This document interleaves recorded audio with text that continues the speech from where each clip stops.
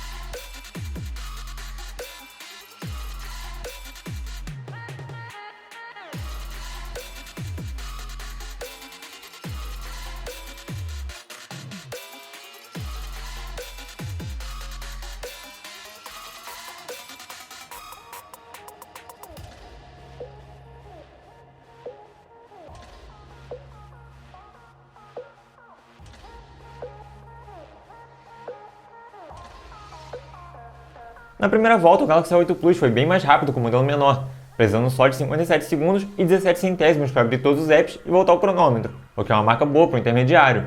Na segunda volta, tivemos 21 segundos e 92 centésimos, o que o deixou com um tempo total de 1 minuto e 19 segundos.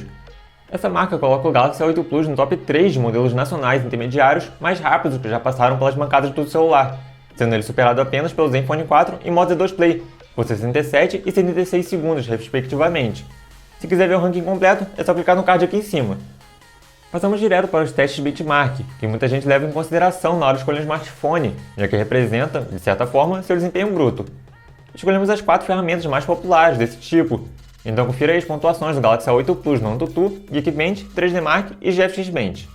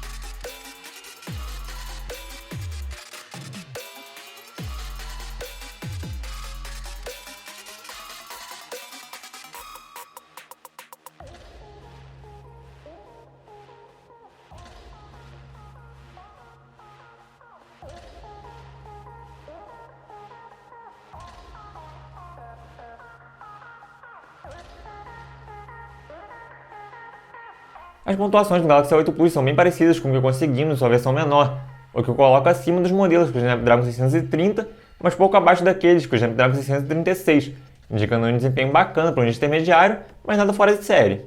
Por outro lado, os testes focados em performance gráfica não foram tão animadores assim, então vamos ver como eles se saem no desempenho prático com jogos com essa tela Full HD Plus.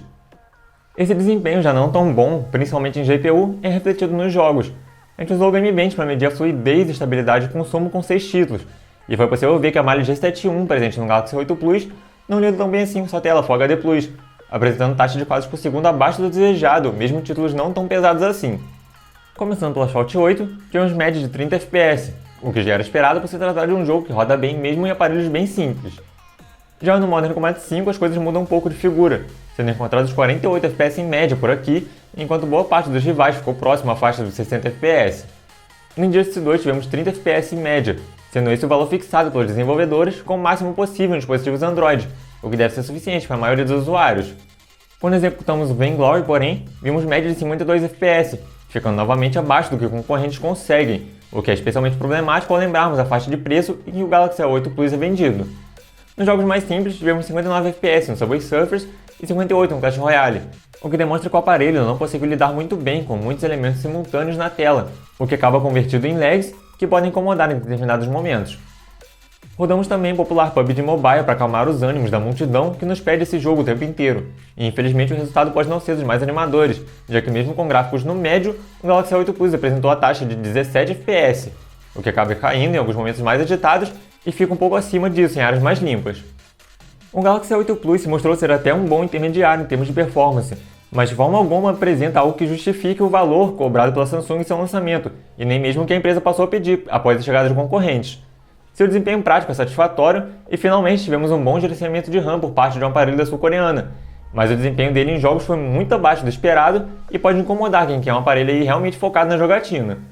Mais detalhes do teste de desempenho com o Galaxy A8 Plus você encontra na pauta completa em texto, que vai estar no card aqui em cima ou no link na descrição. Se estiver interessado no aparelho, tem link para ele também na descrição e no card no final do vídeo.